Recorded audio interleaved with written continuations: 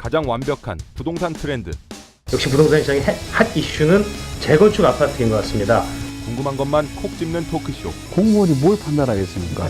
정치적으로 시달리고 언론에 시달리고 이렇게 하는데 할 말 다 하는 토크쇼. 많이 올랐으면 위험도 높다는 점은 알찬 정보만 모은 토크쇼. 리얼 직격 부동산 토크쇼. 찍덕찍덕. 자, 이번 시간에는 그 뉴스 포커스 코너를 제가 좀 마련해봤습니다. 요즘 부동산 시장에서 가장 뜨거운 감자라고 할 수 있는 주제인데요. 바로 주택 대출 규제 문제가 되겠습니다. 정부가 이 가계부채 관리 차원에서 내년부터 이 주택 대출을 굉장히 조이겠다, 이렇게 지금 나오고 있죠. 뭐 예를 들면 이런 겁니다. 내년부터 이제 그 여신 심사 이제 가이드라인을 이제 강화를 하는데, 이게 이제 은행에서 이제 그 돈 빌려줄 때 이제 가이드라인인데, 한마디로 돈을 빌려가지고 집을 사기 어렵게 만든다는 건데, 이제 이 중에 이제 대표적인 게 뭐가 있냐면 그 아파트 이제 중도금 대출, 이게 이제 나중에 입주 때가 되면 잔금 대출로 돌려지게 되는데, 그때 지금은 어떻게 돼 있냐면 이제 5년 거치 기간을 주도록 돼 있는데, 앞으로는 이걸 바로 그 원리금 상환으로 들어가야 된다, 이렇게 강화가 된단 말이죠. 또 보금자리론도 지금 이제 내년부터는 그 연소득 7천만 원 부부 합산 이하의 경우에만 이제 적용을 해주겠다. 또 뭐 디딤돌 대출도 좀 뭐 그 주택 가격을 예전에 6억까지 적용이 됐던 게 이제 5억까지만 적용이. 그렇죠. 자, 이런 식으로 좀 굉장히 좀 주택 대출을 강화하기 시작했어요. 근데 자, 그러면 이게 사실 뭐 물론 이제 정부는 이제 가계 부채 문제가 늘 안고 있는 뇌관이다, 한국 경제의 뇌관이다, 시한폭탄이다, 뭐 이 얘기를 한단 말이죠. 이게 지금 1,300조 정도 된다는 건데, 근데 이게 어제 오늘의 문제는 아니지 않습니까? 지금 가계부채가 GDP 대비로 보면은 그렇게 위기 수준은 아니에요. 근데 가처분 소득 대비로 보면은 이미 위기 수준을 넘어섰다. 서프라임 사태 때보다는 더 넘어섰다라고 보는 게 일반적인 시각입니다. 근데 문제는 이제 정부가 이런 대책을 할 때 급격하게 딜레버리징을 하게 될 경우에는 어떤 문제가 생기느냐? 서민들이 힘들어져요. 미국이 가계부채 감축을 제일 잘한 나라 중에 하나입니다. 서프라임 사태 이후에. 근데 3년 만에 500만 명이 길거리에 앉았어요. 그 이후에 200만 명이 추가로 길거리에 앉았고. 집이 압류당하거나 저 포클로징 당하고 총 한 700만 명이 길거리에 앉았는데, 자, 그렇게 해서 가계부채를 잘 감축한 나라예요. 지금 그게 최고의 CEO들은 또 뭐 수천 억 원에 가까운 인센티브를 받고 그렇게 가계부채를 감축했죠. 우리도 그런 길을 따를 것이냐? 그건 아니라고 봅니다. 그래서 적어도 서민이 살 길은 열어줘야 되는 거고, 지금 가계부채 감축에서도 그게 가장 중요한 점이 아닌가라고 보여집니다. 근데 최근에 정부가 보여준 그 형태들은 상당히 실망적이에요. 왜 그런가 하면 가계부채를 감축하는데 실효성도 없고, 나타나봐야 1, 2년 뒤에 조금 나타날 수 있는 정책입니다. 그리고 그걸 꼭 이 시점에 내년에 뭐 구조조정을 위한 경제 불안, 트럼프로 인한 경제 불안, 금리 인상, 그리고 또 뭐 저 물량 폭탄으로 인한 하락, 다 안 좋은 상황에서 굳이 이 시점에 그걸 내놔야 되느냐. 그렇죠. 그리고 매년 초마다 우리가 해왔던 게 경기 부양 대책입니다. 뭐 조기 재정 집행하라, 추가 경정 예산 편성하라, 이 얘기를 지금부터 벌써부터 하고 있는데 11월 달에는 그걸 다 꺼뜨리겠다는 정책을 내놓은 거거든요. 도대체 부처 안에 회의가 회의라 뭐 컨트롤이 되는 건지도 모르겠고, 그리고 실효성이 없을지도 모를 대책인데 지금은 실효성을 발휘합니다. 경제가 그만큼 체력이 약해요. 그러니까 굳이 이렇게 하는 것들은 굉장히 나쁜 정책으로 보여진다라고 얘기집니다. 그렇죠. 신 교수님 말씀 중에 이제 중요한 포인트가 다 나왔습니다.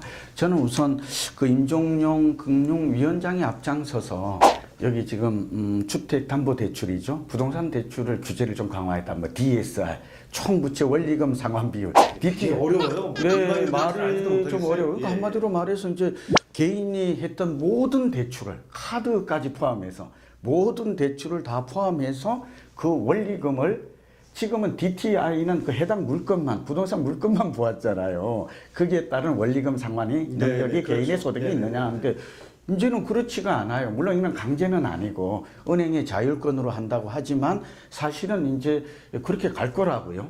예, 그러니까 그렇게 되면 제가 볼 때는 그만큼 대출을 받아서 소득이 아주 높지 않는 한. 근데 또 얘기를 바꾸면 소득이 높은 사람이 무슨 대출 꼭 받아야 될까요? 그래서 신 교수님 말씀하신 거에 지금 굉장히 중요한 포인트가 결국 이렇게 가계부채 대책만으로 본다면 효과가 있을 수 있어요.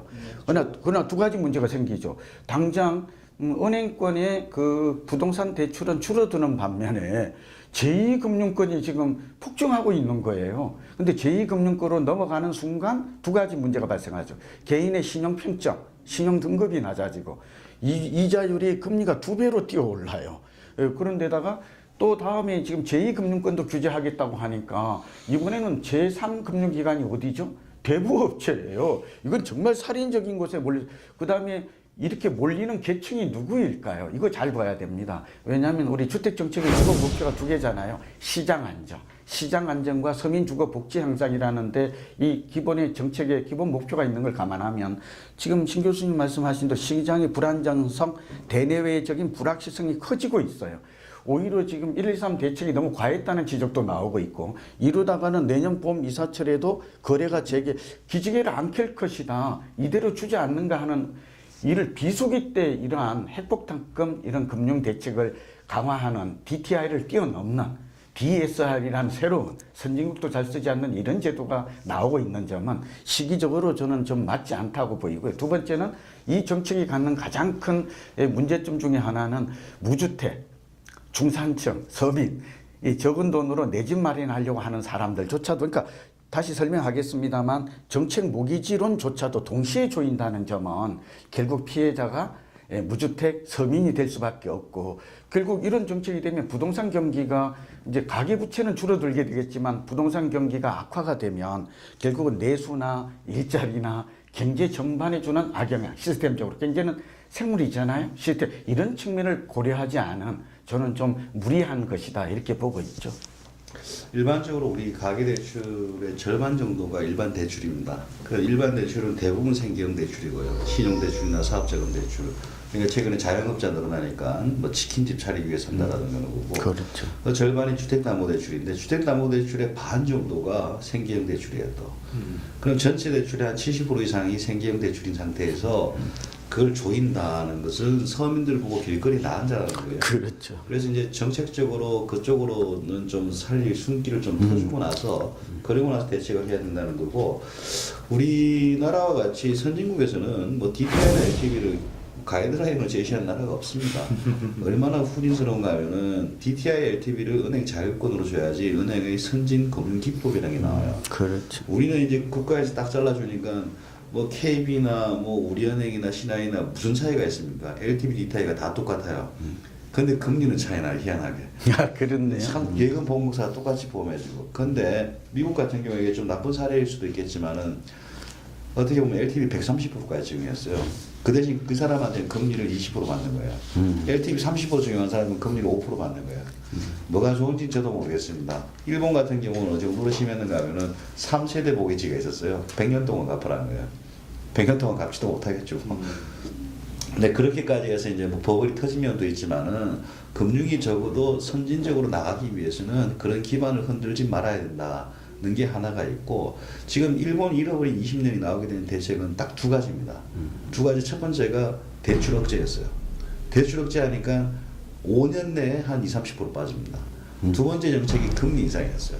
그 두 가지 정책이 잃어버린 20년을 촉발했기 때문에 우리도 뭐 일본만큼 올라간 적이 없기 때문에 이렇게 빠지지도 않겠지만은 그럴 위기는 굉장히 높다. 그렇게 조심할 필요는 있어 보입니다. 그 미국이나 영국, 일본, 뭐 캐나다 이런 나라가 사실은 DTI 제도는 그러니까 LTV는 좀 자유롭게 한데 교수님 말씀처럼 그러니까 집값의 주택담보 인정 비율인데 이거는 뭐 95, 100%를 넘는 경우도 있었고요. 다만 상환 능력이죠. 우리가 DTI라고 하는 이 부분은 비교적 좀 엄격하게 적용은 했다고 합니다. 그러나 지금 두 가지가 교수님 말씀에 이어서 조금 좀 덧붙이면 그러니까 정책 모기지로는 활성화해요. 우리가 이게 지금 보완해야 될 점이다라고 말하고 있는 것이죠. 이 방송을 듣는 우리 젊은 층도 그렇고 그러니까 30년 내지 50년의 장기 조리 모기지 대출 제도는 매우 활성화되어 있어요.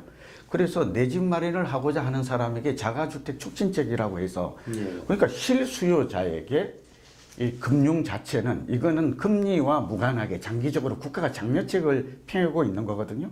근데 우리는 지금 어떻게 합니까? 앞서 그 유 차장이 말씀하셨지만 디딤줄 대출의 대출 금리도 주면서가 모르고 있고 또 트럼플레이션 때문에 금리 인상 가능성도 커져 있고 리스크가 커진 것이죠. 또 신 교수님 말씀대로 이런 이 대출 규제와 금리 인상은 과거에 보면 초고강도 대책이거든요. 사실은 시장이 과열됐을 때 맨 마지막에 나오는 대책으로도 인식이 되는데 그 지금 초기 지금 가뜩이나 거품이 빠지고 있고 실수요장으로 재편되고 있는 이 시점에 가계부채 문제만이라고 이걸 억제하기 위해서 이렇게 나온 것은 너무 특단해 상당히 좀 너무 시장 상황과 좀 괴리된 정책이다 보여지고 정책 모기지론에 대한 개편을 보면 교수님 말씀대로 실망스럽고 시장 상황과 맞지 않을 뿐만 아니라 이 시장 안정과 서민 주거 복지 향상과는 좀 엇박자 거꾸로 가는 대책인 것 같아요. 저도 좀 제가 좀 조금 첨언을 하자면 뭐 제 생각에도 그러니까 저희가 사실 내 집 마련을 이제 하기 어려워. 그러니까 예를 들어 정책 모기지를 사실 받을 수 없는 사람들도 많이 있어요. 그러니까 이제 예를 들어서 뭐 일부에서 하는 얘기가 뭐냐면 아니 집값이 뭐 6억짜리, 9억짜리를 왜 보금자리론을 지원을 해줘야 되느냐? 라는 사실 반론도 나오긴 해요. 그래서 그 부분에 대해서 사실 정부도 이제 고민을 그러니까 제가 이제 취재를 해보니 정부에서 이제 그런 문제점을 인식을 하고 이제 있는 거죠. 근데 제가 이제 생각하는 거 이게 이제 결국은 전체 큰 틀로 보자면은 그럼 내 집 마련을 못하는 분들은 그러면 전월세 시장이라도 안정을 시켜주든지 정부가. 그러니까 그게 이제 결국 정부의 역할이 될 텐데 서민들이 주거 안정. 뭐 집은 그러면 오케이 뭐 비싸니. 뭐 이제 자기들 자신들은 이렇게 하지 말고 그 대신 우리가 전월세에서 확실하게 안정 주거비 부담을 줄여주겠다. 이제 이런 부분들에 뭔가 대안이 나와줘야 될 텐데 사실 그런 게 없이 무조건 되고 그냥 자 이제 가계부채 위험하고 터지니까 안 돼. 내년부터 안 돼. 너 이렇게 나가는 게 과연 옳은 그러니까 바람직한 방향이냐라는 아니죠. 이제 정부라 그러면은 뭐 부총리가 되든 총리가 되든 전체 그림에서 서민은 어떻게 하고 부채는 어떻게 되고 그 경제는 어떻게 되고 이것들이 다 조율된 상태에서 나와야 되는데 이 부처는 시장 판단도 다르고 이 부처는 집행 방식도 다르고 그래 나중에는 또 딴 부처에서는 부양해야 됩니다 이러고 있고 그러니까 지금 문제는 너무 혼란인 것 같아요. 적어도 시장 상황에 대한 인식이라도 부처 간의 공유를 좀 하고 다음 정책에 대해서는 서시로 좀 만나서 얘기 좀 하는 그 정도만이라도 했으면 좋겠습니다. 그렇죠. 정책 조율이 안 된 게 가장 큰 경제 살인탑이 없다는 거 아니에요. 그렇죠. 경제 컨트롤 타로가 이제는 유일호 부총리로 저는 개인적으로 유일호 부총리가 이렇게 지금 한교안 대행께서 그렇게 이제 교통 정리를 인사를 했다고 하잖아요. 비교적 잘한 것 같아요. 왜냐하면 유일호 부총리는 국토부 장관을 거쳤거든요. 그러니까 지금 신 교수님 말씀하신 대로 지금 국토부와 기재부와 금융위의 생각이 각각 달라요. 자기 부처의 그 시각만 보고 있는 거거든요. 근데 경제는 전체적인 정책 조율이 필요한데 지금 대통령이 이렇게 탄핵 사태에다가 경제 사령탑 말들도 지금 어지럽고 공무원들도 지금 제대로 지금 정책 대응을 하느냐 안 돼. 그러니까 이런 모든 이 불안감을 우리 국민들이 다 느끼고 있어요. 그러니까 오늘 지금 이 얘기를 하고 있는 것인데 그래서 부동산에 대한 가계부채의 대책도 필요하지만 부동산 시장이라는 이거는 주거 안정이라든지 서민 주거 복지와 아주 직결되잖아요. 이런 문제는 좀 심사숙고하고 부처 간의 정책 조율도 충분히 거친 뒤에 나오는 게 좀 바람직해 보여요. 예, 사실 참 저희가 할 말이 굉장히 할 얘기가 굉장히 많지만 끝도 없을 것 같습니다 이게. 네. 자, 그래서 여튼 뭐 오늘은 여기까지 말씀 나누는 걸로 하시죠. 틱떡틱떡